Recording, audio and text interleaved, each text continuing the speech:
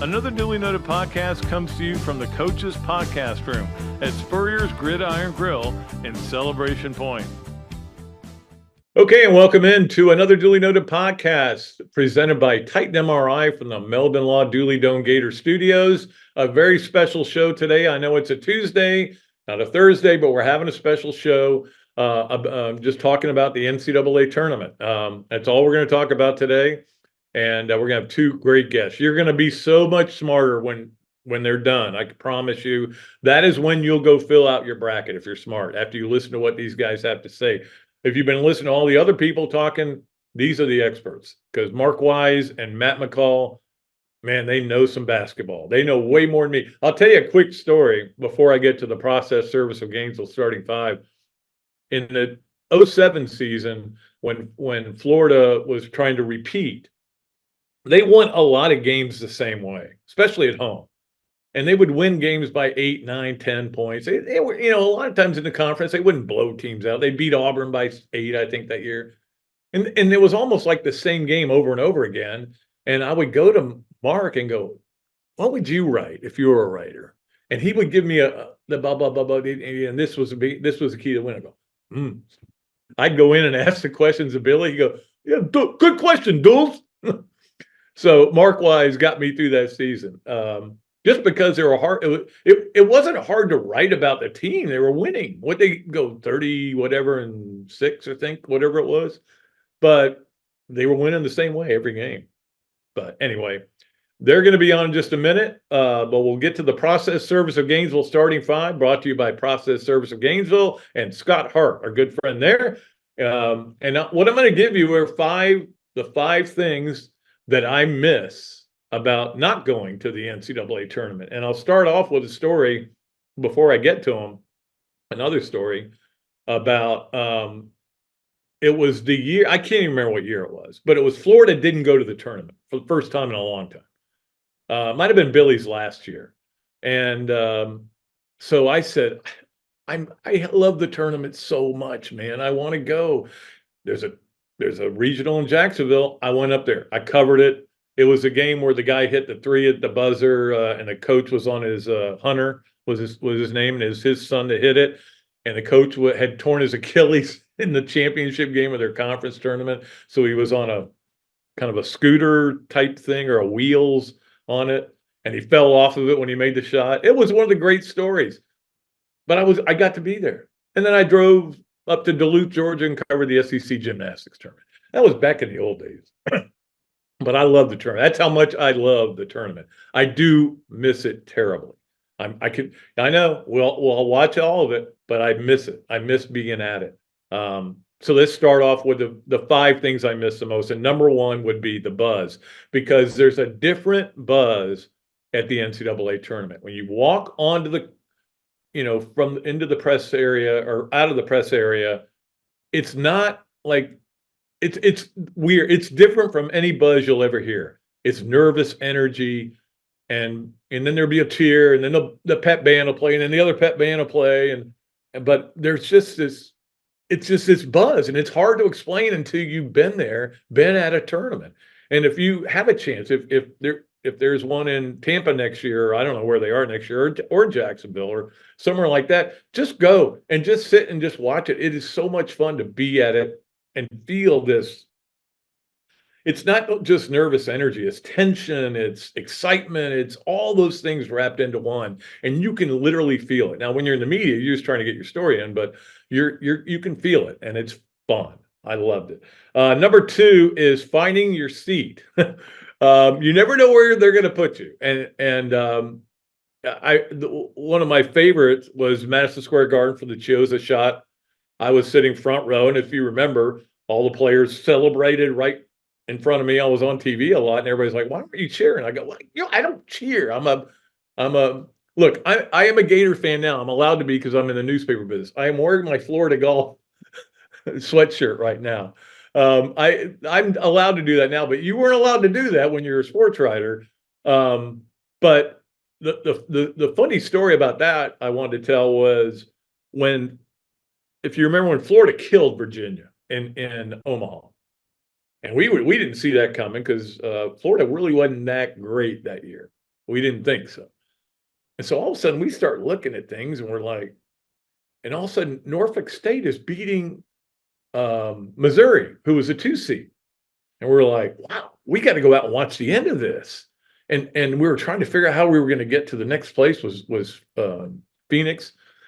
So we go out to watch the end of it, and I go to my seat, which I'd already been sitting in for the Florida game, and somebody's sitting in it. His name was Billy Donovan. And he's scouting the game. He's watching the game. He wants to see what's happening here. And usually you don't see head coaches do that. It's usually left to assistants. And I go up and I go, and he looks and goes, Dooley, am I in your seat? I go, Coach, you sit wherever you want. I'll find another seat. You scout this game and make sure you're ready for Norfolk State. And they were. The Norfolk State partied all night, and they weren't ready to play the next day. Florida destroyed them and went to Phoenix, and that's a whole nother trip I could tell you about. And I do miss that part of it too, which gets me to number 3 on our process service of Gainesville starting 5, and that is advancing. When you're covering a team and they go on a run, there's nothing like it. There's a lot of work, but it is so much fun. And that was one of the times that was really cool because none of us realized that was a Friday, Thursday. So in other words, they played on Friday, they would play on Sunday, and then they were going to play on Thursday. So we realized there's no point in going home. Let's go to Phoenix. We flew to Minneapolis in the middle of the night, the next night, and then the plane was about to leave, and I remember David Jones and Antonio English ran ahead because they were runners. They ran ahead and they stopped the plane from leaving. They said, "Hey, there are like 6 people behind us. They're going as fast as they can, but they're not as fast as us. They'll be here in just a minute. Give me a minute." And we all got on that plane, flew to Phoenix, got into our rooms at 3 a.m. And it was a great feeling, though. It was just, you were tired, but you were excited. Put some clothes and put them out there I said, look, the Gainesville Sun can pay for my clothes to be laundered. I wasn't expecting to be out here this long. And I think that's the only time I ever did that. But advancing, there's nothing, it's just an excitement. And I love it. It's just the best. All right, let's go to number 4, and that would be the media rooms. The media rooms, you walk into it and you see people maybe you haven't seen them in a while. You find a good spot. It's wide open where you want to sit. You set up all your stuff. There's plenty of drinks and food for you. There's lunch and dinner are going to be served. You sit there and you're having dinner with great people, and sometimes it would be Billy's dad you'd be sitting there eating dinner with. There's nothing like being in a media room. I do miss that part of it, that part of being a sports writer for a newspaper. And I certainly miss that part of the NCAA tournament, just sitting around and talking about basketball and life and everything with these guys. So it was really, I do miss that part of it. And finally, number 5 on our process service of Gainesville starting 5, I really miss the nights. I miss the nights after day games. When Florida would play a day game, and if they won, and you would watch a little basketball, but what you wanted to do was find a great sports bar with all your buddies. I remember Pat Forty was one of the guys we would always be talking about, okay, where are we going tonight after this game? Because if he was covering the early game, Pat Forty. And I remember one night, Dave Whitley and who was Matt Hayes, and all of us went out.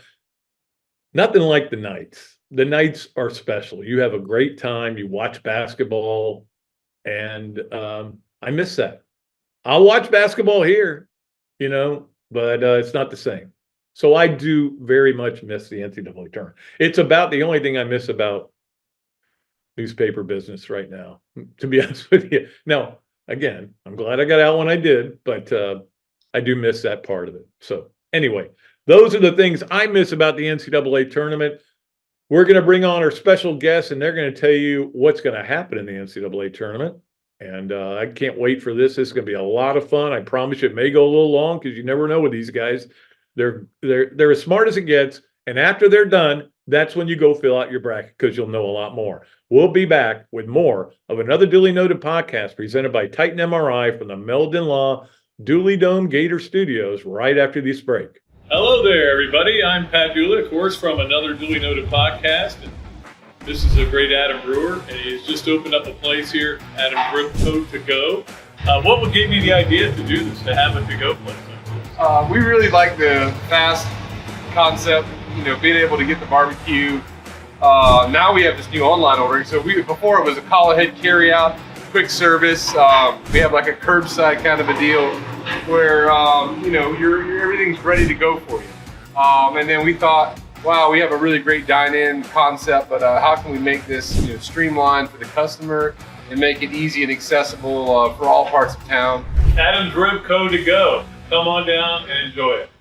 Process Service of Gainesville offers a rapid turnaround on affidavits of service for Gator lawyers locally and nationwide. Our friend Scott Hart offers immediate responses on status requests and is a member of NAPS and FAPS. And he has been a part of the community for almost 2 decades.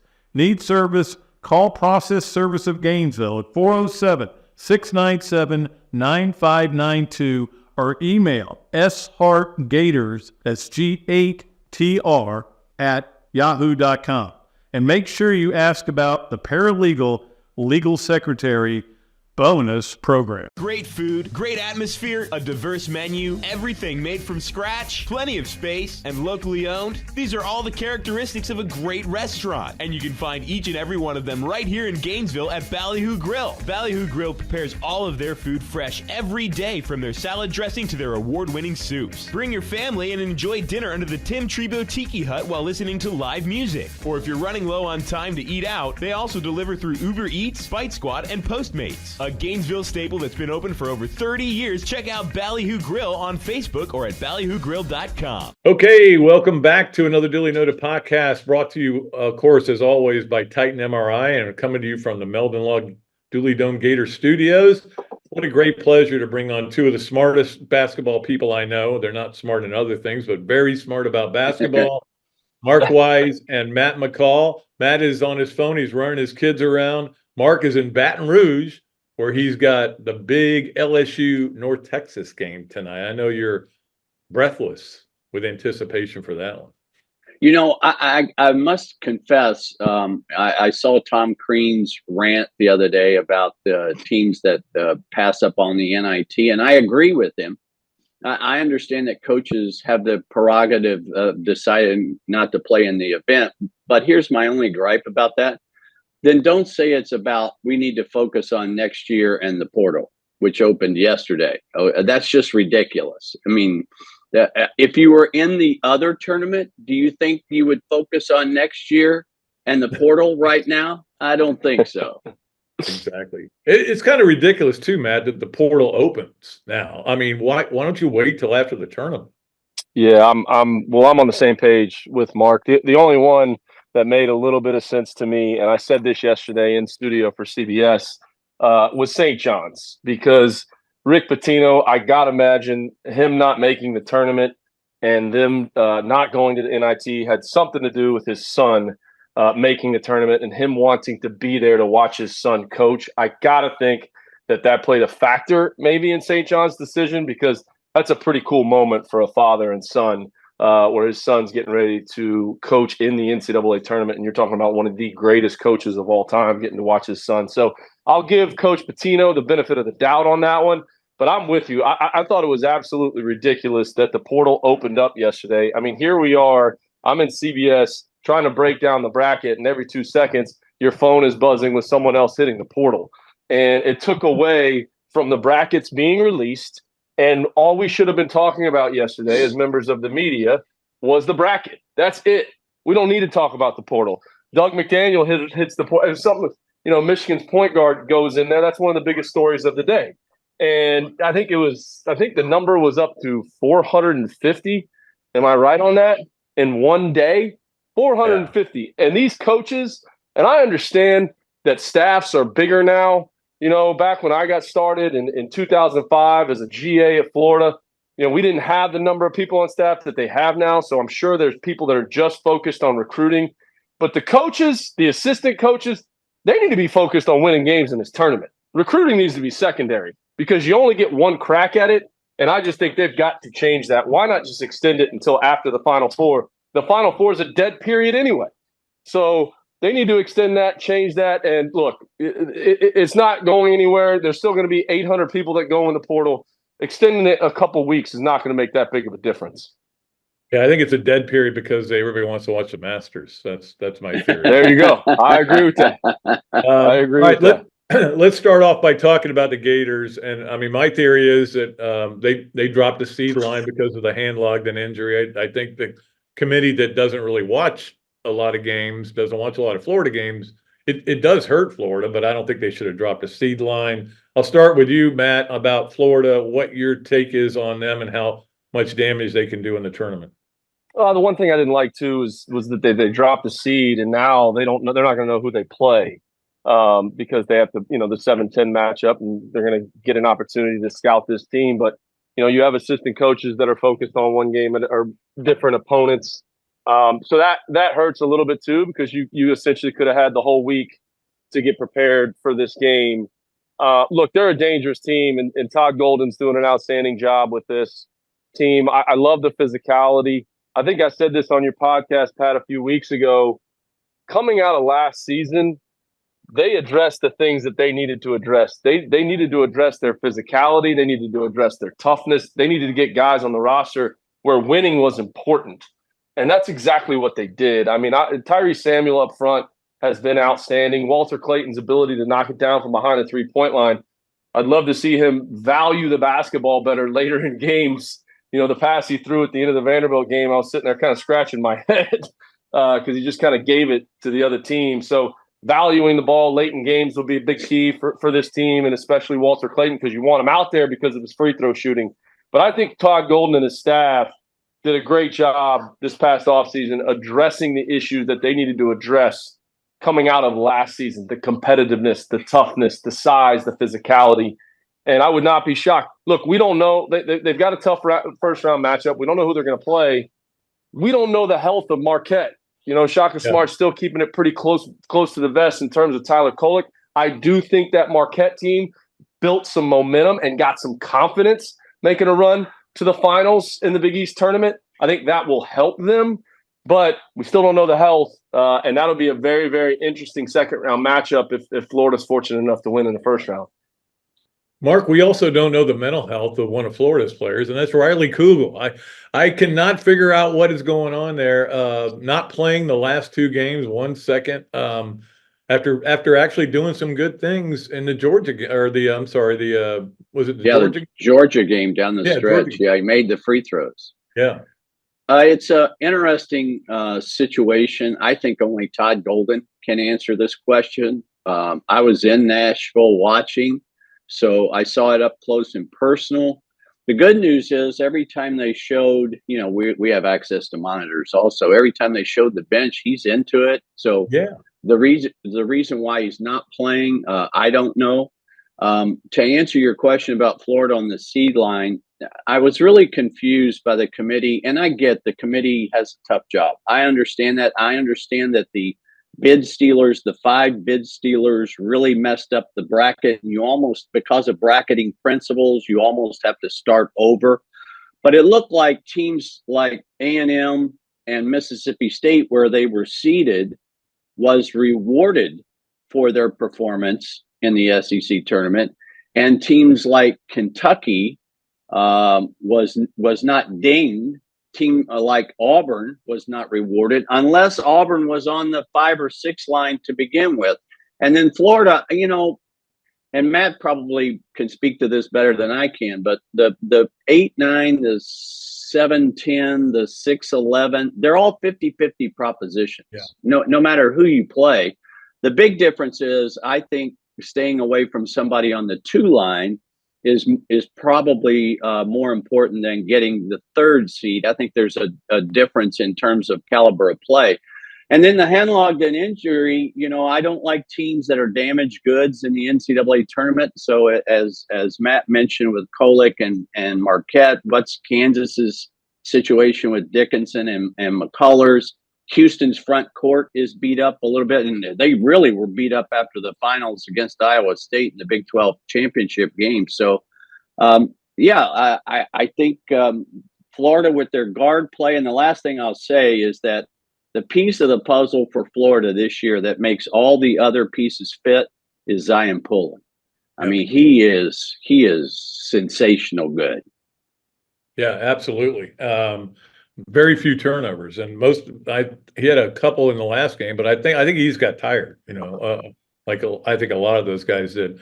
All right, Mark, I'll start with you on this one. Do we see good Kentucky or bad Kentucky in the tournament? Well, that's a great question. I think you're going to see the Kentucky we've seen all year, which means they are elite offensively and they struggle defensively.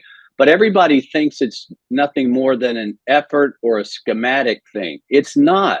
If you want to be good defensively, you must have these ingredients. You've got to have great team speed. They're very average in that overall. You must have great length. They have very little of that except in one position. And then lastly, you've got to be able to have rim protectors. That's probably what they do best with Onyenso. So for as good as Shepherd and Dillingham are, and they are, offensively, they are elite. I mean, they're on a different level. But they're not going to be good defensively. They're going to have to win games with their offense. I don't think that's going to change. Let me ask you this, Matt, because there's obviously a lot of teams here that could be in the Final Four, and that Kentucky being one of them. Certainly, do we see, when Auburn got sent to Spokane, that's all I wanted because their fans wouldn't be able to travel. After that, I was happy. But, for Matt, for that, how much of a problem is that going to be for Auburn? Because we know how they played in Nashville with a huge fan base, know how they played at home, know how they played on the road. Now they're going somewhere that I'm sure a lot of the players are going, Coach, where is Spokane? But, I mean, how much of a factor do you think that is? Because they're not going to be able to travel there. Yeah, I mean, their fans aren't going to be able to travel. There's no question about it. But I still see them getting through and getting to the Sweet 16. The bigger issue is going to be having to play in Boston against UConn in the Sweet 16. I mean, the fact that they're sending Iowa State there too is that to me is what the committee got wrong. I mean, UConn by far has the hardest path to the Final Four out of all the one seeds, in my opinion.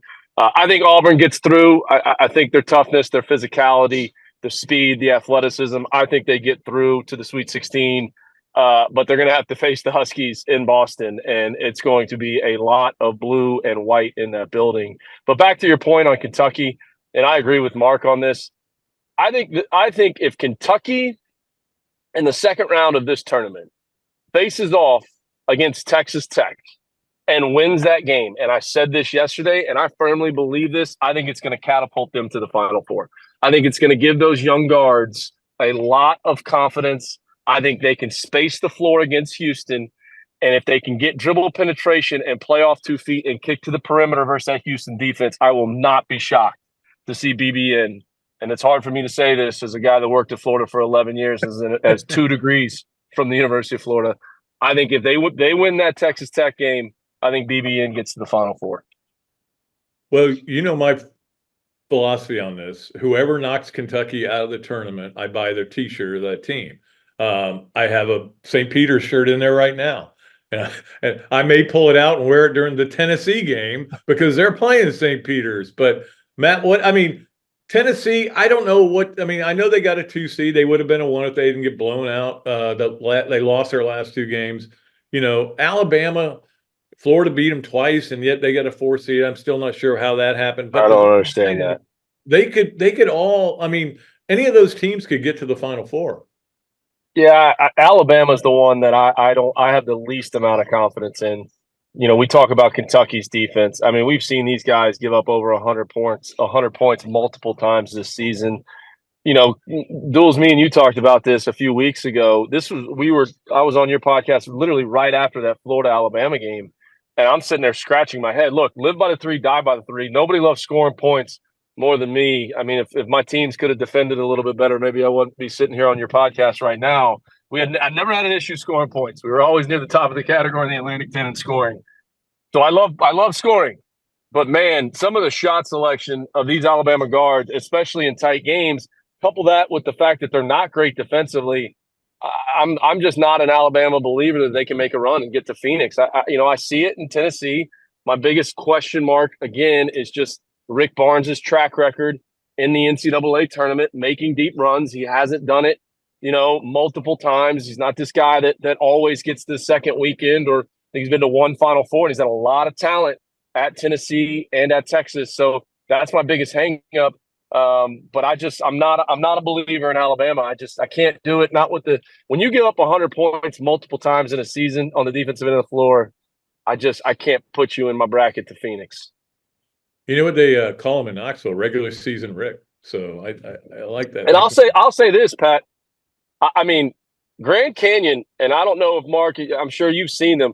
Grand Canyon is good. Right. Zion Grant Foster is, when you want to look at an NBA player or see what an NBA player looks like, turn that guy on the TV. I had them in a game for CBS early on in the season. Ray Harrison, their point guard. I know Bryce Drew struggled at Vanderbilt, but Vanderbilt fans are probably sitting there saying, man, wish we wouldn't have gotten rid of that guy. He's taken this team now to 3 NCAA tournaments. This team for Grand Canyon, if you go back and watch those Nevada teams under Eric Musselman, that's what this team reminds me of. They've got size, toughness. They've got a mismatched power forward in McLaughlin up front. Like, this team is dangerous. I mean, if they can win that first round game and that 5-12 matchup, I've got them beating Alabama in the second round. That'd be interesting. Mark, I want you to take the last 3 SEC teams: Mississippi State, Texas A&M, and South Carolina. I feel like South Carolina is falling off a little bit. Maybe I'm wrong. A&M, you don't know what you're going to get there. And Mississippi State, that seems like the pick everybody wants to make for them to beat Michigan State. And I'm like, Tom Izzo's still coaching Michigan State. And I watched Michigan State this year, and man, there are times when they look terrible. Well, I'll start with Mississippi State, and I want to drag Tennessee back into the conversation. I had the first Tennessee-Mississippi State game where Mississippi State beat Tennessee in the regular season, and then they came back and went on and beat them last week in Nashville. The exception to the Dalton Connect rule is Mississippi State has the only defender in the SEC in DJ Jeffries who can guard Dalton Connect. No other player can guard him in the league, and I think the numbers bear that out. And I'm not sure many teams in the NCAA tournament have a DJ Jeffries. And I put Tennessee and Auburn together, as Matt mentioned earlier about Auburn getting to the Sweet 16. If you want to make a run to the Final Four, you better be in Ken Palm's top 40 offensive and defensive efficiencies. And the only 2 teams in the league that reside in that kind of high rent district are Tennessee and Auburn. So those are the 2 teams I'm going to trust the most. Now, getting back to Mississippi State, I think they will beat Michigan State because of the very thing. I think they can out Michigan State. And then the Nebraska A&M matchup is a great kind of contrast in styles because Nebraska wants to score, A&M wants to muck it up defensively. And until you have played Wade Taylor IV and Boots Radford, and with Obaseki now being part of the mix offensively, I mean that Obaseki has really changed the way they play. They are playing much faster, and they give them a third option. So I have A&M. I think the depth of the SEC is going to speak volumes, especially in the first round. Now, who did I leave out? I'm like Matt. Alabama, I don't trust at all. I have them, whoever wins that, and I think the St. Mary's Grand Canyon game is going to be great. But whoever wins that game, I have beating Alabama or Charleston. I think the Sweet 16 comes out of that game. And then South Carolina, again, I'm going to go back to the same piece of the puzzle I said before. Talon Cooper, the point guard for South Carolina, who has such I love big guards. Yeah. Or more specifically, I don't like small guards. Talon Cooper is the piece of the puzzle for Carolina that kind of makes all the other pieces fit. I do think South Carolina got a miserable draw. I think Oregon Mark. I'm with you. I thought I mean, they were 13-1 in the non-league. 13-1. Right. Well, the non-conference strength of schedule was a little shaky, but I get all that. But Oregon is healthy. They showed that in the Pac-12 tournament, coming out of nowhere, quote unquote, to win that. I think that's a miserable draw. And the one team nationally that we are not talking enough about, in my opinion, is the other game in that same pot. I think Creighton is really good. I mean, really, really good and dangerous. I have, no matter who wins South Carolina, Oregon, I have Creighton coming out of that. All right, Mark and Matt, we have this little game we play, yes, no way, or maybe. And, of course, it's brought to you by Big Mills Cheesesteaks. And they're coming to you on the Big Mills Cheesesteak Zoom line, Big Mills Cheesesteak, where street dining done the right way. We go in there and say you were listening to the special NCAA podcast with Mark Wise and Matt McCall, and you get free fries with your order. Does that mean we're getting cheesesteak? Am I getting a cheesesteak in Baton Rouge today? Are you having that delivered? Can you send one of those down to Jupiter? Can you send one of those down to Jupiter, Florida? I can get that done. I'll have them shipped down there. Now, they may not get there in the right stage, to look like some of the mail I've been getting lately. But all right, Mark, I'll start with you. Number one, yes, no way, or maybe Purdue won't be Purdue this year. I'm sorry, Purdue won't be Purdue this year, which is what a lot of people call them because absolutely. I'm a Purdue believer. I don't think there's any team or any coach in the country playing with more pressure on them than Purdue or Matt Painter. But I think they got a good 8-9 draw. I see them coming out there. What do you think, Matt?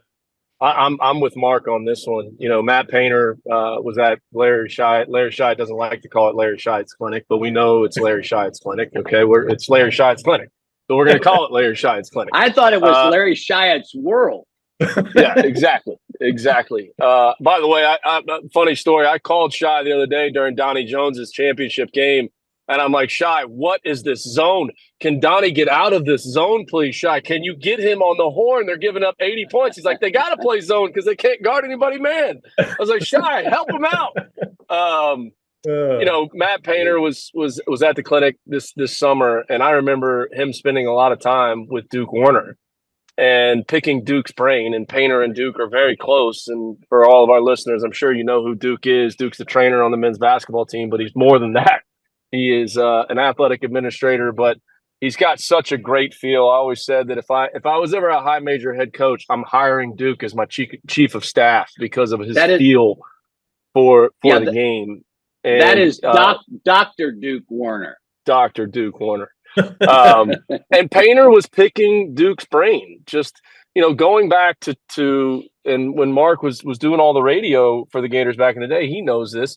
Going back to those years from 2001 to 2005, where we never got out of the first round of the NCAA tournament, coming off that Final Four, Coach Donovan made some staff changes. He adjusted the way that we were doing things. He brought in Larry Shiat, and Matt Painter wanted to pick Duke Warner's brain about that. What are they doing in practice? Like, this guy is dialed in. He is locked in. And Fletcher Lawyer and Braden Smith took so much flack last season for how the season ended. I was interviewing Zach Edey at Big Ten Media Day, and he was sticking up for his teammates. He's like, man, those guys were freshmen. I wasn't even ready to play as a freshman. So I think Purdue, long story short, I think they come into this tournament on a mission. I don't see the first 2-round games being even close. We'll see what happens after that. But I got them in Phoenix. I do. I think they're going to be locked in. They just can't turn it over. I mean, that's why they lost the other day in the Big Ten tournament. They had too many turnovers. That was the recipe last year. They gave up a bunch of threes. They turned it over, and they didn't make any threes. So I think they're locked in. I think mentally Coach Painter's going to have them in the right spot. I got the utmost respect for him, and I like the Boilermakers to make a run. All right, Matt, second question on yes, no, where maybe you would take UConn against the field. Yes. And it's hard to say. It's hard to say this because, deep down inside, and Mark was a part of it too, on the call for the back-to-back, him and Mick Hubert. We want to hold on to that one. We want to hold on to it, Mark. We want to hold on to it. But I just think they're too good. I think they're better offensively this year than they were last year. They've got more balance. There was an article that came out in Forbes magazine yesterday that I was quoted on a little bit, and it talked about Danny Hurley and how he's picked Billy Donovan's brain all offseason. and called Coach Donovan. And what does it take to do it back to back? So Billy gave him the recipe, Mark. Well, I don't know if we're going to be able to hold on to it. He should have given the wrong recipe. I agree. I don't want that to end. Believe me, I am rooting against UConn. I have nothing against them. I've been to stores. It's not much, but I have nothing against them, but I'm rooting against them. I'm sorry. I want Florida to have that. What do you think, Mark? UConn or the field? Well, I'll answer that this way. I'm a native Kentuckian, so my horse racing background, I'm always looking for that 8-1, 10-1 shot. I don't see one. So I'm gonna agree. I think UConn, more than any other team in this field, can beat you in different ways. They can beat you in a muck it up 50s and 60s game. They can beat you in a high scoring 90s game. The only thing that I'm going to say right now, I think Auburn could give them a lot of problems. I agree. Because of the way Auburn plays, their depth. If Auburn makes threes, and you can say that for every team in the tournament, but if Auburn can make threes, they will be there with 5 minutes to go against UConn. No question. Yeah, totally absolutely. Agree. The final question on yes, no, where, maybe, and I'll let you guys go. I told you 20 minutes is 30, but I'm sorry about that, and I appreciate you giving me all your time. You're so great. If you fill out more than one bracket, you don't want to hear about it, what their bracket is. If you got like 10 brackets, they go, well, my one bracket's doing this. You fill out one bracket, and that's it, and that's your bracket. Yes, no, where, maybe. Mark? Maybe. No. I will tell you this. They all funnel into the same thing, though. Yeah. Meaning that I have chalk going to Phoenix. So I'm not picking an FAU. You never see an FAU or a San Diego State coming until it's too late. I will say this, though. I've got, in both my brackets, I've got a 12-13 matchup coming out. Oh. In the same pod. Now, which pod would that be? I'm saying I'm saying it's Grand Canyon. What is that? The South? I definitely think the winner is going to go on there, but I think Alabama will win their 4-13 game. Okay. But I don't like teams that are damaged goods, so I don't like Kansas right now. I agree. That means, Buckyball. And I think Will Wade can beat Gonzaga. That team is really athletic. So I've got McNeese and Samford coming out to play in the second round. I'm with you. I got you. I am with you on that. I totally agree, Mark. I'm with you.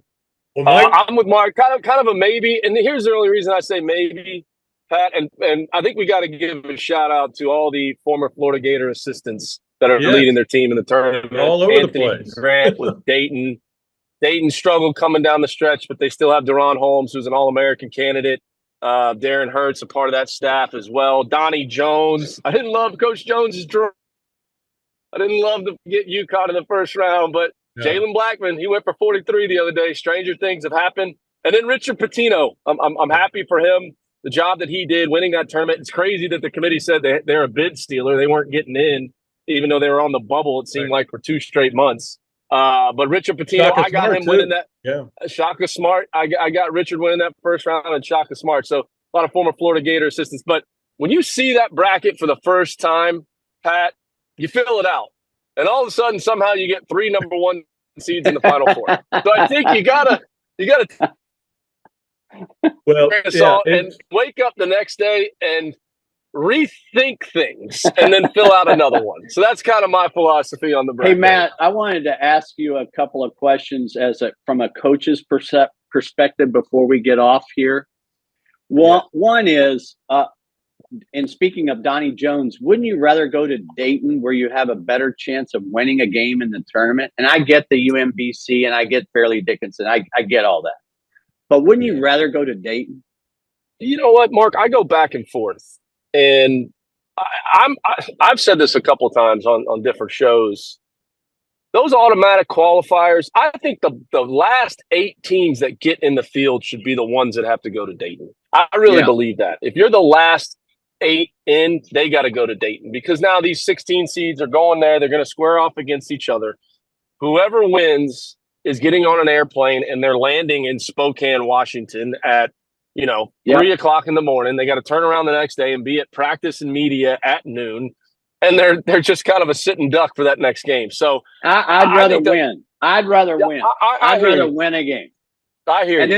And then the other question I wanted to ask you. Sorry, Pat. Is this the Pat Dooley show? I forget. No, it's a Mark Wise podcast. So I as an old coach, I'm watching Brown and the way they lost in the championship game of the Ivy League, and I'm watching Kent State and the way they lost in the finals of the MAC. Jeez. I got visibly sick. I haven't coached a game in 30 years, but I was visibly sick watching those two games. Do you have the same reaction? Yeah. So Tyson Wheeler is on staff for Brown, and he was on my staff at UMass. Tyson, one of the greatest players to ever play at Rhode Island.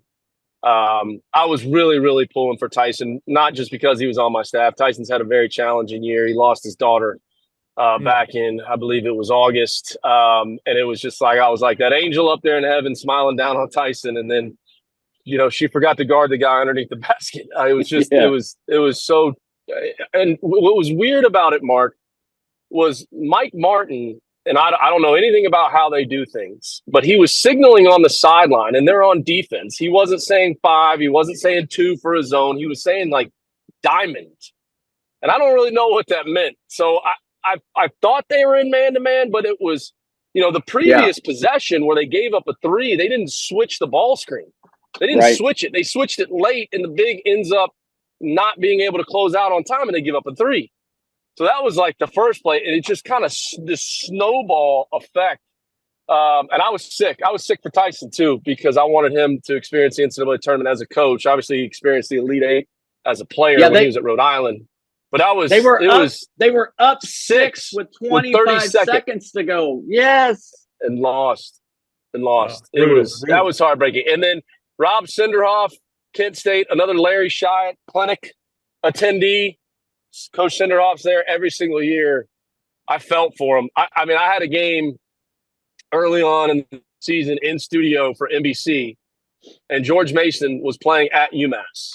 And I wouldn't say I don't root against UMass, but when the game gets tight, you kind of want to see the other team maybe push it over the top. We're not being bitter or anything. And Frank Martin's a friend of mine, and Brett Nelson, my college roommate, one of my best friends, is on his staff. But George Mason makes a layup to tie the game with 6 seconds to go. Ball gets inbounded. George Mason's best player, Keyshawn Hall, fouls, not realizing that the game was tied, thinking that they were down 1. You got to know time and score. And Rob Senderhoff is an absolutely outstanding coach. I'm sure in timeouts he's telling his guys what the situation is. Your assistant coaches are telling their guys what the situation was. But just a time and score situation, to lose games like that and to lose the game. I mean, Mark, Brown was celebrating like they were going to the NCAA tournament. Yeah. They were celebrating. Yeah. And it just was this snowball effect. And Yale found a way to win. It's the beauty and the curse of March Madness. No question. Absolutely. No question. Guys, I can't thank you enough for doing this. I know you're very busy. Obviously, Mark at Baton Rouge, and you're Matt, you're certainly busy with all your duties on Sirius and all the other stuff that's going on with your life. I appreciate you so much. By the time I have you on the podcast again, my assumption is that McNeese will be on probation for something. There you go. But enjoy the tournament, guys. Yeah, have fun, everybody. I'm going to go fill out my bracket now because I've gotten all the knowledge and can't thank you guys enough. Make sure you do it twice. Do it twice. Yep. All right, we'll be back with another duly noted podcast presented by Titan MRI from the Meldon Law Dooley Dome Studios right after this break. I was driving behind a lady, and very suddenly she moved out of the way. There was a log laying in the road, and when I hit my brakes, I went on top of the log. I had 2 herniated discs. I just haven't been the same since. Jeffrey Meldon fought for me all the way. Him and his team really went there for me. Throughout the whole lawsuit, he made sure that my bills was paid. It was never no whenever I called him and asked him for something. Call Meldon Law right now. Things have certainly got a little out of hand lately when it comes to just buying our everyday necessities. Just look at gas, streaming services, and heck, even chicken wings. Well, there is one necessity that shouldn't cost a ton: taking care of yourself and helping fix all the aches and pains in life, and the fine folks at Titan MRI agree. With costs a fraction of what you'd pay at a hospital, you'll not only save money, you'll be taken care of by staff with over 20 years experience. So when you need an MRI, call Titan first, and you can go where your doctors send their families. Now offering CAT scans. Another duly noted podcast comes to you from the Coaches Podcast Room at Spurrier's Gridiron Grill and Celebration Point. You can watch and listen to us on Facebook and YouTube for every podcast that we do on Mondays and Fridays at 2 o'clock. Listen to the podcast whenever on Apple Podcasts, Spotify, Google Podcasts, Overcast, any of the other 39 platforms where you can find this podcast or your favorite podcast. Remember to like, follow, and subscribe. If you have any questions or comments, leave them in the comments section below or call me if you want to do some advertising at 352-317-3444. Okay, welcome back to our special NCAA edition of another duly noted podcast presented by Titan MRI from the Meldon Law Dooley Dome Gator Studios. And it's that time where we do all of our fun stuff, and they're all NCAA related, because this is all NCAA stuff today. And because, hey, I'm a fan of the tournament. You can tell by the first segment how big a fan of the tournament I am. So we'll start off our final segment on this show with our great friends Hesser and Kipke, and we'll do three things. Of course, you guys all know Hesser and Kipke is a Gainesville law firm specializing in the areas of family law and workers' compensation. If you're a loyal listener of this show, you know who we are by now. If not, Google the firm, check out the reviews, and hear what our clients have to say. Ken and Jennifer can be reached 24/7 via call or text at 352-339-9920, Hesser and Kipke. All right, we will start off with number one. And I've looked up, I've been reading a bunch of stuff, and I've been watching a lot of these shows, and because I have not filled my bracket out yet. I'm filling my bracket out either tonight or tomorrow morning. You don't have to fill it out before the playing games. So I really wanted to listen to what these guys say. Now, a lot of what they say is a lot of crap. You saw everybody pick UConn. And everybody, it was so funny because everybody said, and we talked about this, but everybody said UConn got screwed on the draw, but we're picking them to win. Well, you got to beat. You're going to have to beat 6 good teams. Maybe not 6 good, but probably 4. No matter where you are, eventually you get to beat somebody. So I don't really worry as much about the draw, but I was looking at CBS ranked the teams 1 through 68, and it was kind of interesting. Marquette was 7th. There's a lot of respect for Marquette out there. Florida was 23rd though, and that says again a lot to me. Florida, I think. I've said this before. Florida was a 6. The hand-locked and injury and the massive loss there made them a 7. They probably should have been a 5 the way they played at the end of the year. But the bottom line is, they got burned by a non-conference schedule that was all Power 5 teams, or not all, but mostly Power 5 teams. Unfortunately, most of them didn't turn out to be as good. Teams like Pitt didn't make the field. FSU, you think they're going to be great. Not so good, my friend. Michigan, hey, we got to play Michigan. Michigan's a great team, great program and everything. It was so bad they fired their coach. So that's a lot of what went into all this. But look, tournament starts Thursday. We'll quit talking about it then. And the tournament does start Thursday. Now, you're going to watch it tonight. Because you're going to watch, or not tonight, but tomorrow night. I don't know that I'll watch it tonight, but tomorrow night I'm definitely going to watch it. So I look forward to that. You know me in the tournament. I love the tournament. They also had my friend Donnie Jones down at Stetson, number 65. So those are the CBS rankings. You can see those on CBSSports.com. But they're interesting. They mean something and they mean nothing. They mean something before the tournament. They mean nothing once they tip it off, once the ball goes in the air. Let's get to number 2 on our Hesser and Kipke 3 things. And that is, it just seems like there are SEC coaches all over the place. There's 8 of them that are coaching SEC teams. We all remember Andy Kennedy, right? He was a really good coach, of course, at Ole Miss, and now he is coaching at UAB and got them in the tournament. Probably should have been in last year. He's doing a heck of a job there. Will Wade, I mean, I don't know how long it's going to take for McNeese to go on probation, but he's got a 30-3 team that won their conference, and I will be rooting heavily against him, but because he's a bad person. But you got him, and then of course you've got all these former Florida assistants too that are all over this tournament. Obviously, Donnie Jones and Anthony Grant, who were on the same staff, are coaching their team, Stetson and Dayton. You also have Shaka Smart, of course, who was an assistant at Florida, coaching Marquette, which is, like Shaka against Florida. Now that everybody's gone, there's no real story there. And if the NCAA was matching them up based on Shaka Smart, former Florida assistant, I'm just mentioning it. It's not a big storyline, to be honest with you. It's a storyline, but not a big one. I was trying to think. There was one other Florida. Oh, Rick Pitino Jr. has got his team in, a good team that a lot of people think is going to go very far. So there is SEC everywhere in this tournament. Is really kind of interesting. I didn't know Will Wade was coaching at McNeese until about 2/3 of the way through the year, and I saw something about it, but they'll be on probation soon. There'll be some phone calls made. All right, and then number 3 on the Hesser and Kipke 3 things. I did want to see what Jay Billis picked. He picked every game. He does this every year, which is a cool thing. Of course, it's like anybody, all he's doing is filling out a bracket, but he's doing it and writing a lot about it. I mean, he's a pretty prolific writer.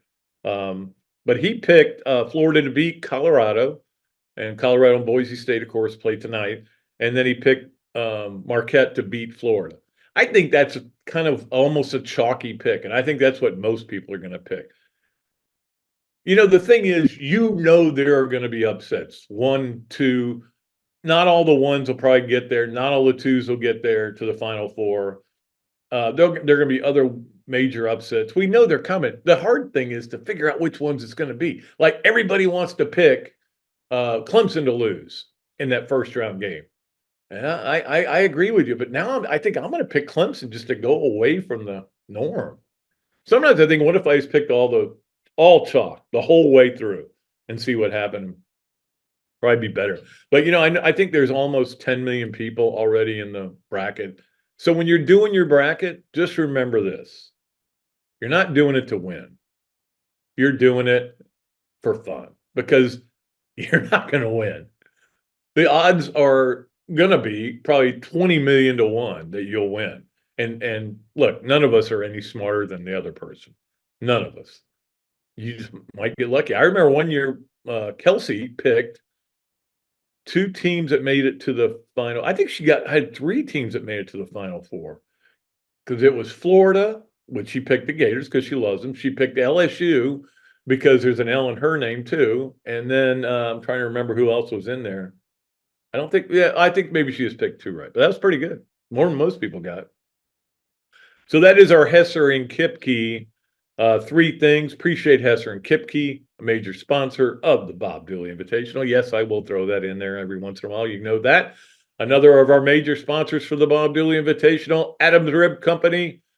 Adams Rib Co. to go is just sensational. It is a staple in our house. And actually, we'll be going to the Stop Children's Cancer Gala with Adam and Michelle, as well as Kyle Cohen, which I'll be coming up next. So these are all great people. So Adams Rib Co. to go Gator of the Week. Now, I'm like, well, what am I going to do? There's been 1 day since I did the Gator of the Weekend. Well, you know who the Gator of the Week is? Micah Handlockton. And here's why. Look, we all feel terrible for him. We all send in our prayers. We all feel awful for him. It appears everything went well. I got a pretty interesting text from a friend of mine, Paul Gardner, who many of you know, chiropractor, and it was an orthopedic doctor explaining what happened to Micah Handlockton and how it happened. It was fascinating. Now, again, he's not examined him, but he knows what he's talking about. And it was just what I thought, a bone, that's where the blood came from. It was an open break, what they call it. And what he said they probably did, and he doesn't know for sure, was put a rod down his leg, and instead of a plate or anything like that. And that what he said was, this is not career ending by any means. If they can stave off infections, if the tissue damage is minimal, he'll be back playing. So that was good news. But what was great was that his family and Micah have tweeted out multiple times different things to let everybody know how he's doing. You don't always get that. Sometimes a guy just goes into seclusion. Now, I'm not talking about when Keontae went down. I mean, we understood that, their privacy.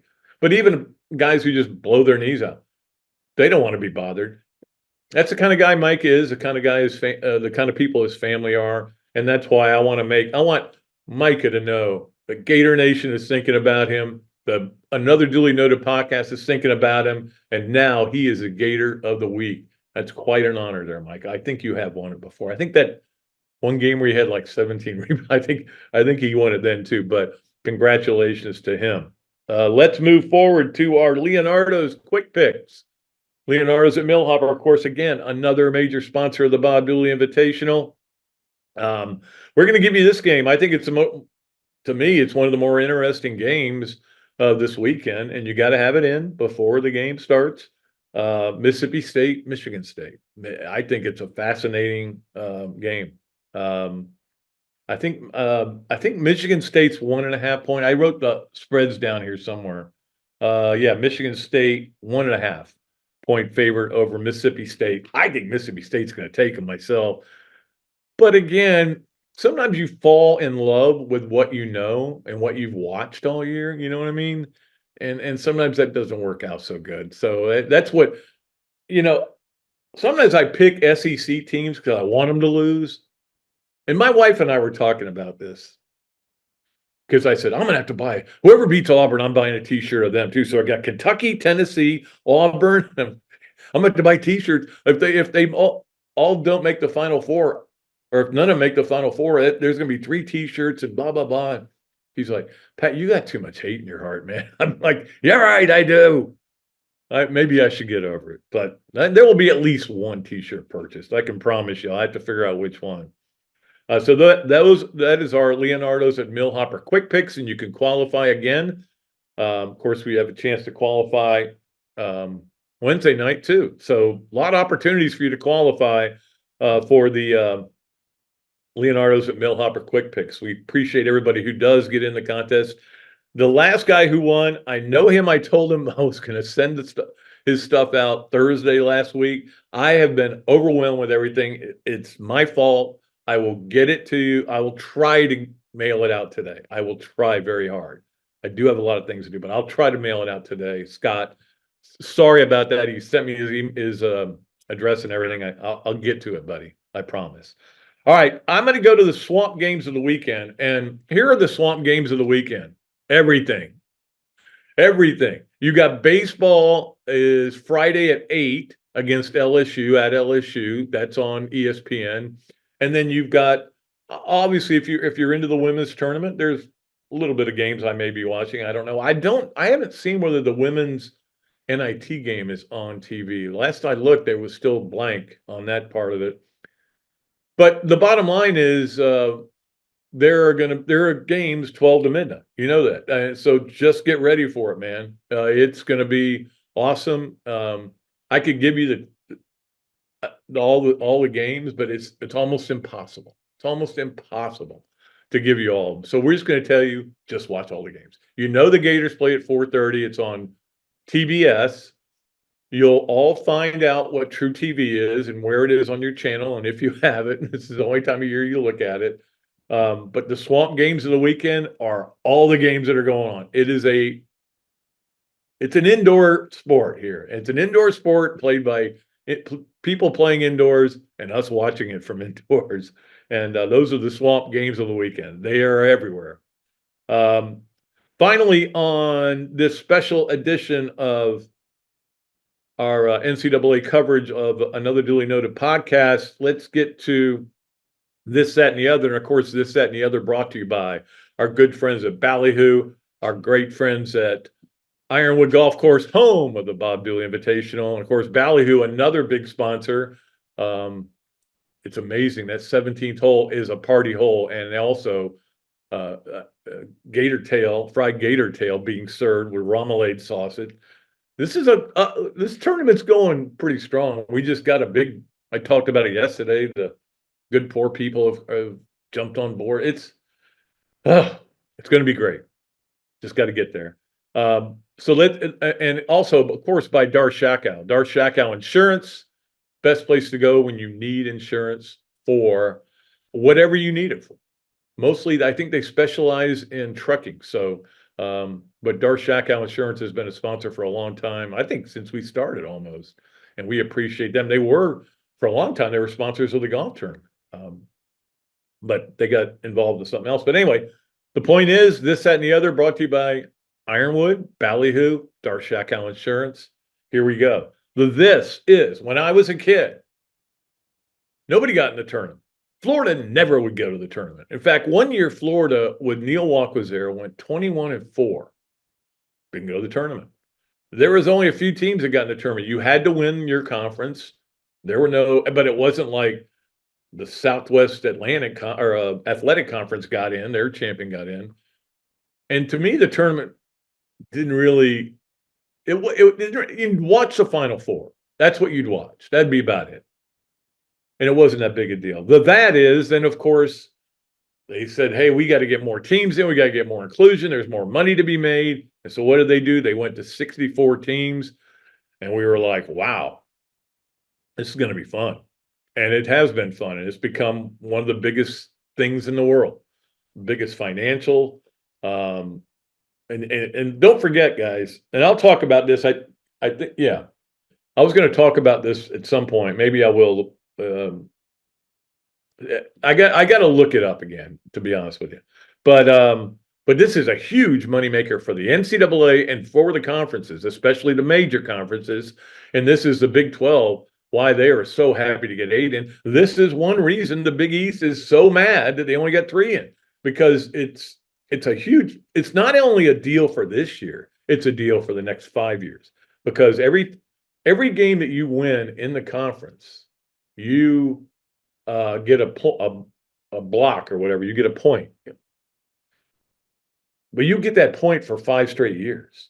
And then you add on to it. So it's a complicated thing. And Jeremy Foley and I used to get confused talking about, but it's a lot of money.